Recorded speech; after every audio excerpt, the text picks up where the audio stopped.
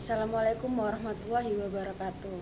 Saya Izmi dengan NIM 19030-2002 dari kelompok 10 akan mempresentasikan materi manajemen keuangan tentang manajemen piutang. Di materi ini kita akan membahas tentang apa itu kredit piutang, apa syarat penjualan kredit, apa saja faktor analisis kebijakan kredit, dan apa saja faktor kebijakan pengumpulan kredit. Apa sih kredit dan piutang itu? Kredit adalah proses pembayaran ketika perusahaan menerima kas beberapa waktu kemudian setelah dilakukan penjualan sesuai dengan jangka waktu pembayaran yang disepakati. Dengan demikian, penjualan secara kredit akan menimbulkan adanya piutang. Piutang yang dimaksud dalam hal ini adalah piutang dagang. Nah, terdapat 3 komponen kebijakan kredit. Antara lain yang pertama adalah syarat penjualan, yang kedua analisis kredit, yang ketiga kebijakan penagihan hutang. Syarat penjualan kredit pun ada 3. Yang pertama jangka waktu kredit, yang kedua potongan tunai dan periode potongan, yang ketiga adalah jenis kredit. Jangka waktu kredit adalah waktu saat penjualan dilakukan sampai dengan pelanggan harus melunasi semua utang. Jangka waktu kredit sangat bervariasi, antara 30 hari sampai 120 hari. Ada beberapa faktor yang mempengaruhi jangka waktu kredit. Yang pertama adalah siklus operasi perusahaan. Siklus operasi perusahaan mempunyai 2 komponen, yaitu jangka waktu persediaan dan jangka waktu piutang. Jangka waktu persediaan perusahaan pembeli adalah waktu saat pembeli mengadakan persediaan, memproses, dan menjualnya. Dengan memperpanjang jangka waktu kredit, berarti perusahaan penjual membiayai sebagian dari siklus operasi perusahaan pembeli sehingga memperpendek siklus kas perusahaan pembeli.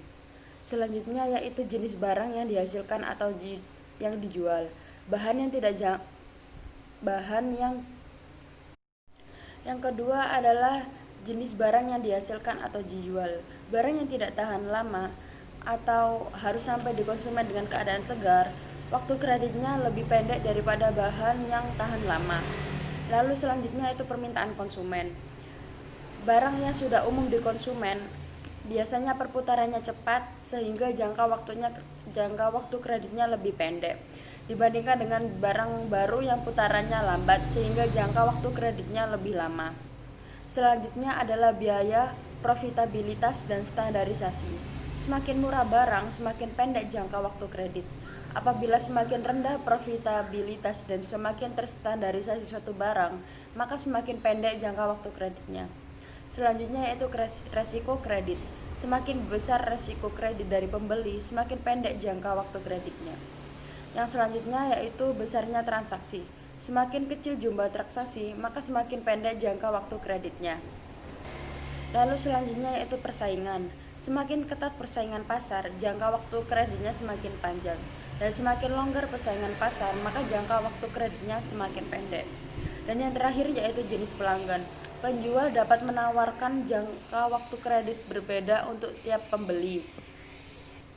Syarat penjualan kredit yang kedua yaitu potongan tunai dan periode potongan. Potongan tunai merupakan bagian dari syarat penjualan yang diberikan kepada pelanggan yang membayar dalam periode potongan. Hal ini untuk mendorong pelanggan membayar lebih cepat dari jangka waktu kredit. Semisal seperti apabila pelanggan membayar pada waktu 20 hari, ia akan diberikan potongan sebesar 20%. Tetapi ketika pelanggan membayar lebih dari 20 hari, pelanggan tidak akan mendapat potongan apapun. Dan syarat penjualan kredit yang terakhir yaitu jenis kredit. Terdapat 3 jenis kredit. Yang pertama, bukti formal kredit yang berupa invoice dikirim bersamaan dengan pengiriman barang yang ditanda tangani oleh pembeli sebagai bukti barang diterima. Yang kedua yaitu perusahaan dapat meminta pelanggan untuk menandatangani nota perjanjian yang biasanya digunakan untuk transaksi dalam jumlah besar. Tidak ada potongan tunai yang ditawarkan, dan ketika perusahaan memperkirakan akan terjadinya masalah, penandatanganan dilakukan ketika barang sudah dikirim. Lalu yang selanjutnya yaitu perusahaan dapat menarik commercial draft yang meminta pelanggan membayar dalam waktu tertentu. Draft kemudian dikirim ke bank pelanggan bersamaan dengan invoice pengiriman barang. Selanjutnya yaitu analisis penjualan kredit. Analisis penjualan kredit mempunyai efek kebijakan kredit, yaitu selanjutnya itu mengevaluasi usulan kebijakan kredit, dan yang terakhir adalah biaya perubahan kebijakan kredit. Yang pertama, efek kebijakan kredit mempunyai beberapa dampak. Yang pertama adalah dampak terhadap penjualan. Akan terjadi penundaan penerimaan kas, namun perusahaan dapat membebankan harga yang lebih tinggi jika perusahaan memberikan kredit dan juga dapat meningkatkan jumlah barang yang dijual, sehingga pemberian kredit diharapkan dapat meningkatkan penjualan. Selanjutnya yaitu dampak terhadap biaya. Perusahaan juga menanggung biaya atas penjualan. Perusahaan harus tetap membeli atau memproduksi barang yang akan dijual selanjutnya. Lalu yang ketiga yaitu biaya atas utang. Perusahaan harus merencanakan pembelanjaan atas piutang yang dihasilkan. Biaya pinjaman jangka pendek perusahaan menjadi faktor yang penting dipertimbangkan dalam pemberian kredit.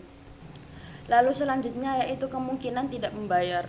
Sebagian dari pembeli berkemungkinan tidak membayar. Hal ini akan terjadi jika perusahaan menjual secara tunai.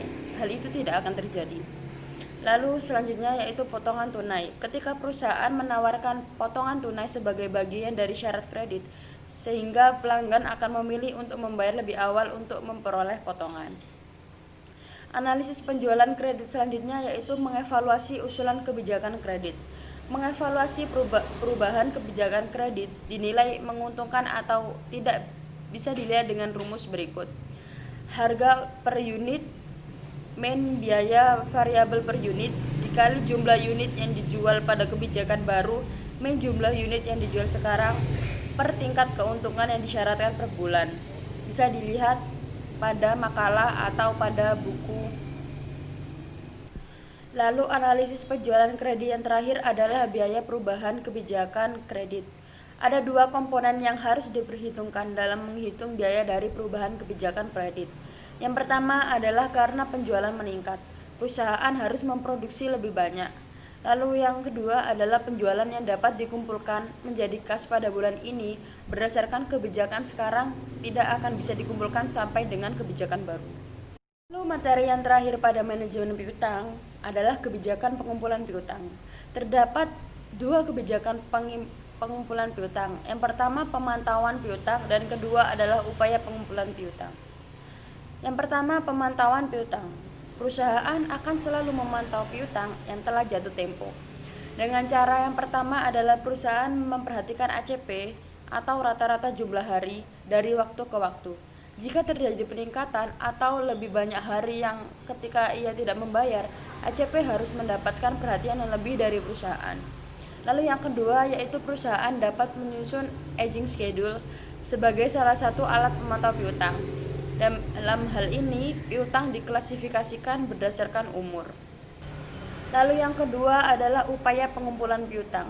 Dalam upaya pengumpulan piutang, perusahaan menempuh langkah-langkah berikut ini. Yang pertama adalah mengirim surat pemberitahuan kepada pelanggan tentang jatuh tempo piutang yang ia alami. Lalu yang kedua yaitu perusahaan menghubungi pelanggan melalui telepon. Lalu selanjutnya menugaskan tenaga penagih untuk menagih piutang. Jika langkah-langkah tersebut tidak ada yang dihiraukan, perusahaan harus melakukan upaya hukum untuk melakukan penagihan. Demikian presentasi pada materi kali ini. Apabila ada pertanyaan bisa ditanyakan dalam forum Spada. Terima kasih. Wassalamualaikum warahmatullahi wabarakatuh.